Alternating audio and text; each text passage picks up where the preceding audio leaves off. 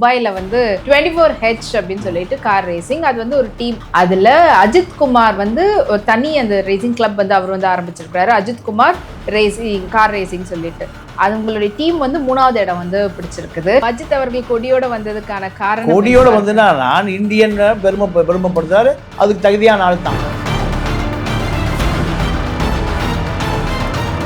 தராசு Vignesh Raj cinema reporter ஏறக்குறைய ஒரு 30-40 ஆண்டு காலம் இருந்தது. அஜித் திருமணம் செய்த பிறகு ஆண்மையற்றவனே எழுதினார். அவர் திடீர்னு மருத்துவமனையில் அனுமதி. எல்லாரும் முன்படி சொல்றாங்க அஜித் வந்தாரு, யாரையுமே கேட்கல. டாக்டர் கூப்பிட்டு 2 லட்சம் ரூபாய் பணத்தை கொடுத்துட்டு போயிட்டார். இத்தனைக்கு அவரை பத்தி தப்பா ஆண்மையற்றவன், திருமணம் பண்ணி 1 வருஷம் 1.5 வருஷம் ஆச்சு அப்படின்னு எழுதினார்.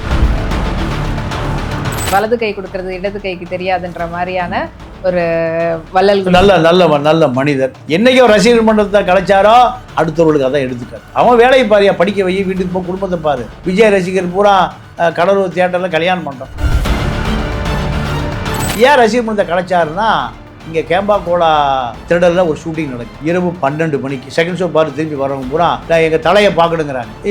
இல்லை இப்போ ஷூட்டிங் நடந்துட்டு இருக்கு, பார்க்க முடியாதுங்கிறாங்க. ஏறி கூச்சி உள்ளே போனதை லைட் எல்லாம் இந்த தட்டு மாதிரி விழுந்து ஒட்டஞ்சி அந்த ஷூட்டிங் கேன்சல் ஆயிடுச்சு. காலையில் கூப்பிட்டு சொன்னார் ரசிகர் மன்றத்தை கலைச்சிரு. இல்லை நமக்கு வேண்டாப்பா கலைச்சிரு, ஒரே வார்த்தை. இந்திய தேசிய கொடியை கொண்டு வந்தானே அரசியல் வர வேண்டும் என்ற அழுத்தம் இல்லை. 2வது, விஜய்க்கு திமுக சார்பில் கடுமையான அழுத்தம். விஜய் எப்படி அரசியல்வாதியை மாற்றணும்னு விரும்பினார். அஜித் இது போன்ற எந்த செயல்பாடுகளிலும் அவர் தன்னை ஈடுபடுத்திக் கொண்டார். அஜித் விஜய் 2 பேரும் எடுத்த அந்த ஒரு முடிவை ஏன் இன்னும் கமல் மற்றும் ரஜினி அவங்களால எடுக்க முடியல? இன்னமும் தொடர்ந்து படங்கள் பண்ணிட்டு இருக்கிறாங்க. விஜய்க்கும் அஜித்துக்கும் இவர்களாக படம் எடுப்பதை நிறுத்தவில்லை, தயாரிப்பாளர்களை நிறுத்தி விட்டார்கள். ஒருத்தருக்கு வந்துட்டு அவருடைய ஸ்போர்ட் மேல பேஷனா இருக்குது, இன்னொருத்தருக்கு வந்து சொசைட்டி மேலேயும் பாலிடிக்ஸ் மேலேயும் இருக்கிறதுனால அதனால அவங்க திரைத்துறையில இருந்து வெளியில வராங்க அப்படின்ற மாதிரி. விஜய் அரசியல் பெருசா ஜெயிக்க முடியாது. திமுக அண்ணா திமுகவை எதிர்த்து பெருசாலாம் அரசியல் ஜெயிக்க முடியாது. மாற்று கட்சி வேணும் அப்படின்ற மாதிரி. மாற்று கட்சியில இவருக்கு அரசியல் சம்பந்தமே இல்லை. இன்னைக்கு ஜெயலலிதா விரும்பி கூப்பிடுது. உங்கள்கிட்ட நேர்மை இருக்கு, ஏழை எளிய மக்களை நேசிக்கக்கூடிய பண்பு இருக்கு, அதனால இந்த அதிமுக இணைந்து கொள்ள எனக்கு பின்னாடி நீதான் இந்த கட்சியை வழி நடத்தணுங்க. அந்த அளவுக்கு ஜெயலலிதாவையே இம்ப்ரெஸ் பண்ண ஒரு நடிகர்னா அஜித். இறுதி கட்டத்தில் இருக்கு ரஜினி கமலுடைய காலம். அந்த காலம் முடிகிற அதே நேரத்தில் பழைய தயாரிப்பாளர்கள் கூட பிரம்மாண்ட தயாரிப்பாளர்கள் வந்து தான் படம் எடுக்க முடியும். முதல்ல 100 தயாரிப்பாளர் இருப்பான். 3 நாளைக்கு ஒரு பூஜை போடும். 365 நாளுக்கு 100 படம் ரிலீஸ் ஆகும். இப்போ எத்தனை படம் ரிலீஸ் ஆகுது? இல்லை, தயாரிப்பாளர்கள் இல்லை. 500 கோடி ரூபாய் இருந்தால் தான் சினிமாக்குள்ளே வர முடியும். நீங்கள் விஷாலே பேசினார், சின்ன பட்ஜெட்டில் ஊர் பக்கம் போயிருக்கேன், வராதிங்கன்னு. இப்போ அவரே ஊர் பக்கம் போயிட்டார், நிலைமையாயிடுச்சு. அதனால இயக்குனர் என்பவன் ஒரு கிரியேட்டராக இருக்கும். இவங்க பூரா அனிருத் மாதிரி ஒரு 10 படத்தில் இருக்கிற காட்சியை ஒவ்வொன்று பிட்டு படமாக ஒட்டி ஒரு படத்தை ஓட்டியிருக்கோம்.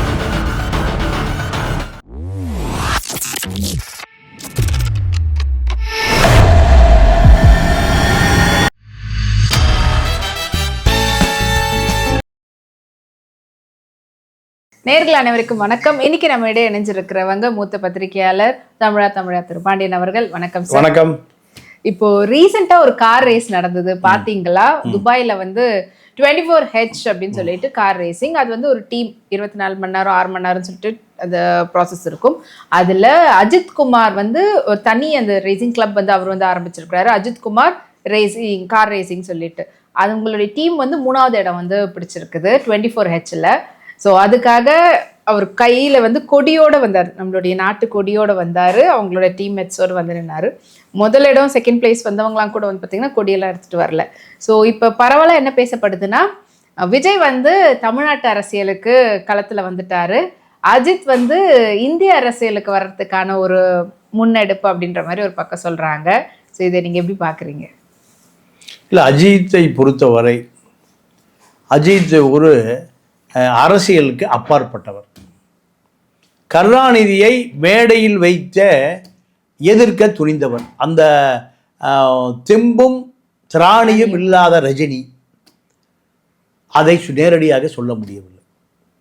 நீங்கள் ஜாக்கி சான் கலந்துக்கிறாரு, முதலமைச்சர் கலந்துக்கிறார். கருணாநிதி முதலமைச்சராக இருந்த பொழுது நேரு ஸ்டேடியத்தில் என்னை அழுத்தம் கொடுத்து இந்த நிகழ்ச்சிக்கு அழைத்து வந்தார்கள். அவருக்கான பாராட்டு விழான்னு சொல்லிட்டு நடிகர் சங்கத்து சார்பாக நடத்தி இருந்தாங்க. ஆமா, பாசத்தலைவனுக்கு பாராட்டு விழா. அதுல நேரடியா சொன்னார், என்னை அழுத்தி கொண்டு வந்து மேடையில் நிறுத்தியிருக்காங்க. ரஜினி ஒரு ஸ்டெப்பை எழுந்திரிச்சு வந்து கைதட்டினார். அப்போ இதுதான் அஜித்தை பொறுத்த வரைக்கும் ரசிகர் மன்றங்களை கலைத்து விட்டார். ரசிகர் மன்றம் வேண்டாப்பா. ரசிகர் மன்றம் பூரா விஜய்க்கும் ரஜினிக்கும் கமலுக்கும் ஏன் இருக்குன்னா, ஒரு படம் தயாரித்து வெளிவருகிற பொழுது ப்ரொமோஷன் பண்ணுவதற்காக, அதை பெரிதுபடுத்துவதற்காக, மக்களிடம் கொண்டு போய் சேர்ப்பதற்காக ரசிகர் மன்றத்தை வைத்திருக்கிறார். ஆனால் அஜித்து ஏன் ரசிகர் மன்றத்தை கலைச்சாருன்னா, இங்கே கேம்பாகோலா திடலில் ஒரு ஷூட்டிங் நடக்குது. இரவு 12 மணிக்கு செகண்ட் ஷோ பார்த்து திரும்பி வரவங்க பூரா நான் எங்கள் தலையை பார்க்கணுங்கிறாங்க. இல்லை இப்போ ஷூட்டிங் நடந்துட்டுருக்கு, பார்க்க முடியாதுங்கிறாங்க. ஏறி கூச்சி உள்ளே போனதை லைட்டெல்லாம் இந்த தட்டு மாதிரி விழுந்து ஒட்டஞ்சி அந்த ஷூட்டிங்கே கேன்சல் ஆகி போச்சு. காலையில் கூப்பிட்டு சொன்னார் ரசிகர் மன்ற தலைவர் ரசிகர் மன்றத்தை கலைச்சிருன்ட்டு. இல்லை நமக்கு வேண்டாப்பா கலைச்சிரு, ஒரே வார்த்தை. இதுதான் அஜித். இன்னைக்கு ஜெயலலிதா விரும்பி கூப்பிடுது. நீ உங்கள்கிட்ட நேர்மை இருக்கு, உனக்கு ஏழை எளிய மக்களை நேசிக்கக்கூடிய பண்பு இருக்கு, அதனால நீ அதிமுக இணைந்து கொள்ளுன்னு எனக்கு பின்னாடி நீ தான் இந்த கட்சியை வழி நடத்தணுங்குது. அந்த அளவுக்கு ஜெயலலிதாவையே இம்ப்ரெஸ் பண்ண ஒரு நடிகர்னா அஜித் தான்.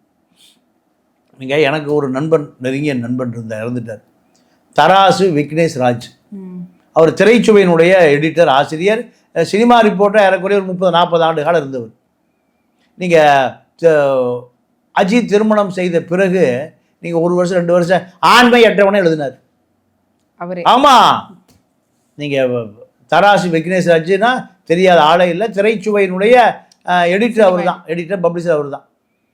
நீ ஒரு சினிமா நிருபர் ப்ளஸ் அரசியல் பத்திரிகையினுடைய எடிட்டர்.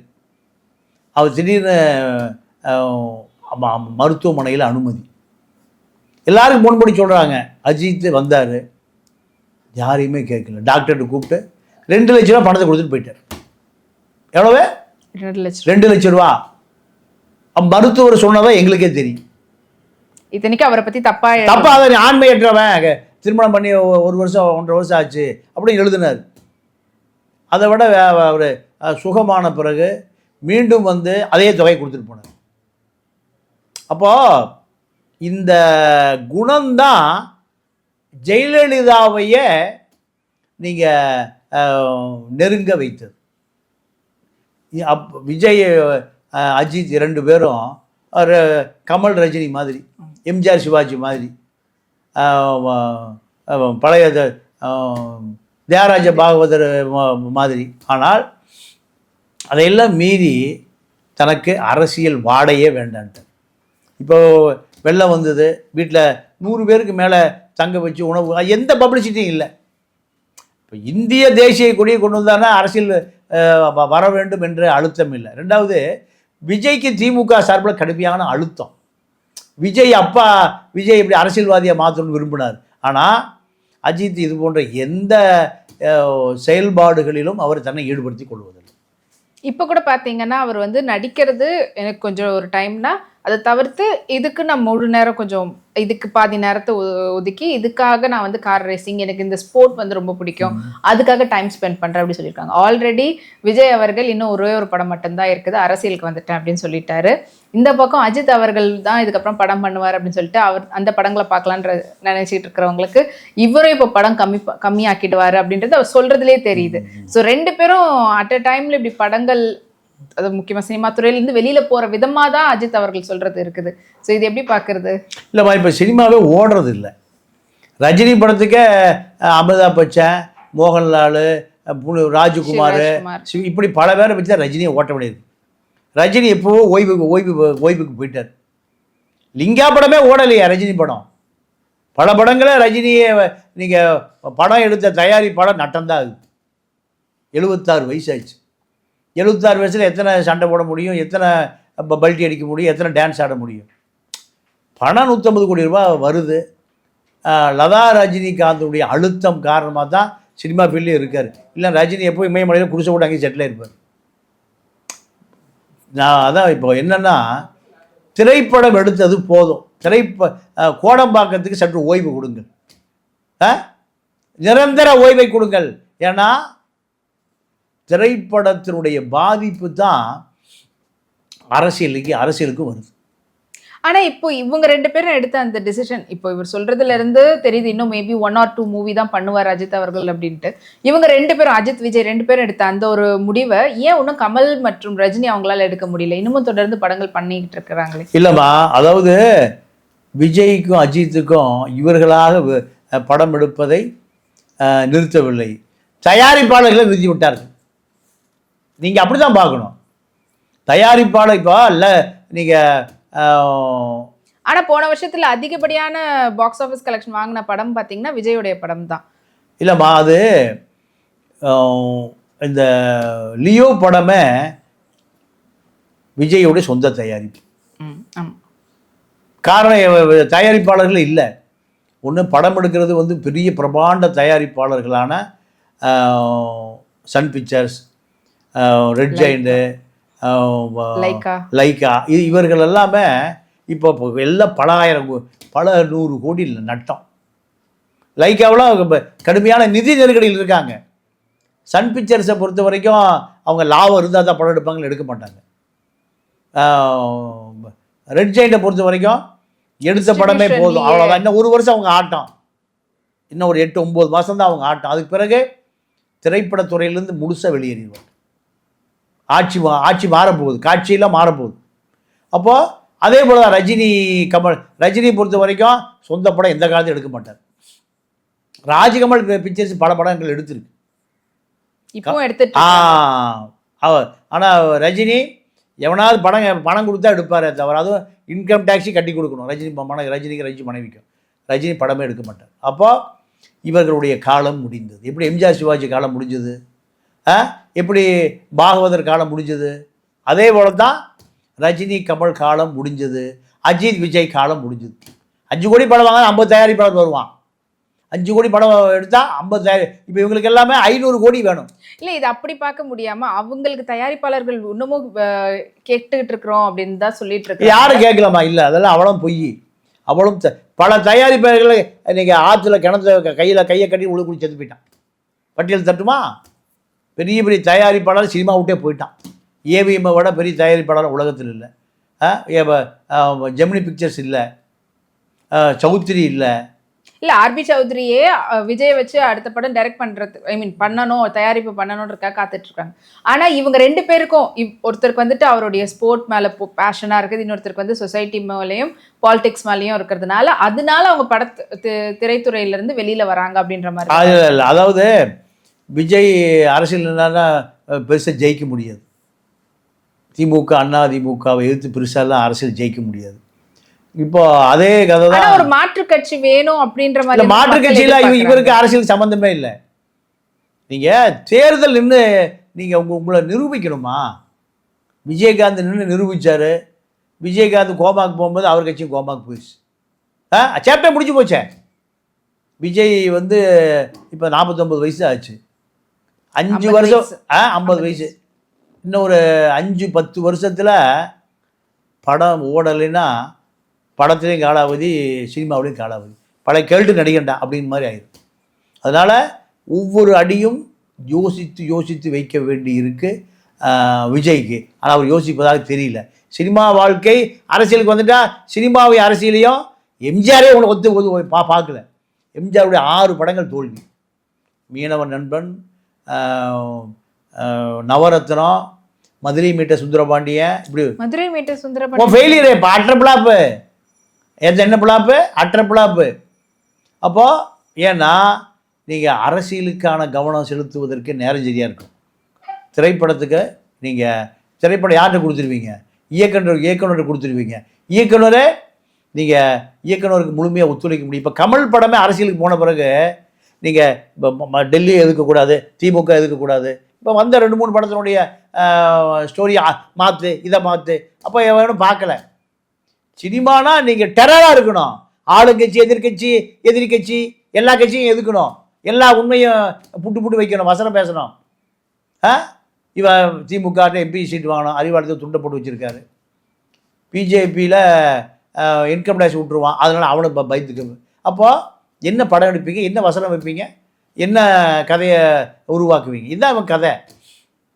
அதனால் எம்ஜிஆர் சிவாஜி காலம் முடிஞ்சு போச்சு. இப்போது இறுதி கட்டத்தில் இருக்குது ரஜினி கமலுடைய காலம்.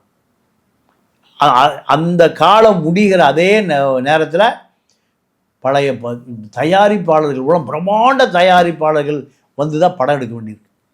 முதல்லலாம் 100 தயாரிப்பாளர் இருப்பான், 3 நாளைக்கு ஒரு பூஜை போடும், 365 நாளுக்கு 100 படம் ரிலீஸ் ஆகும். இப்போ எத்தனை படம் ரிலீஸ் ஆகுது? இல்லை, தயாரிப்பாளர்கள் இல்லை. 500 கோடி ரூபாய் இருந்தால் தான் சினிமாக்குள்ளே வர முடியும். நீங்கள் விஷாலே பேசினார், சின்ன பட்ஜெட்லாம் வர ஊர் பக்கம் போயிருக்கேன் வராதிங்கன்னார். இப்போ அவரே ஊர் பக்கம் போயிட்டார், நிலைமை ஆகிப்போச்சு. அதனால் இவர்களுடைய காலம். ரெண்டாவது, இளைஞர்கள் பூராமே முதல்ல 100 நாள் ஓடும், கிராமம் பூரா பார்ப்பான். இப்போ செல்ஃபோனில் பார்க்குறான் எல்லா படத்தையும். ஹாலிவுட் படம், கோலிவுட் படம், பாலிவுட் படம் எல்லாம் செல்ஃபோனில் பார்த்தாங்க. அதனால் சினிமா தியேட்டருக்கு போகிறதில்ல. ஓடிடி தளம் விரிவடைந்து விட்டது. அதனால் இவர்களுடைய படம் ஒரு வாரம் ஓடினாலே பெரிய விஷயம். ஒரு வாரம் ஓடுவதற்கு கூட தயாராக இல்லை. ஏன்னா படித்த இளைஞர்கள் மத்தியில் சினிமா தாக்கமே இல்லை.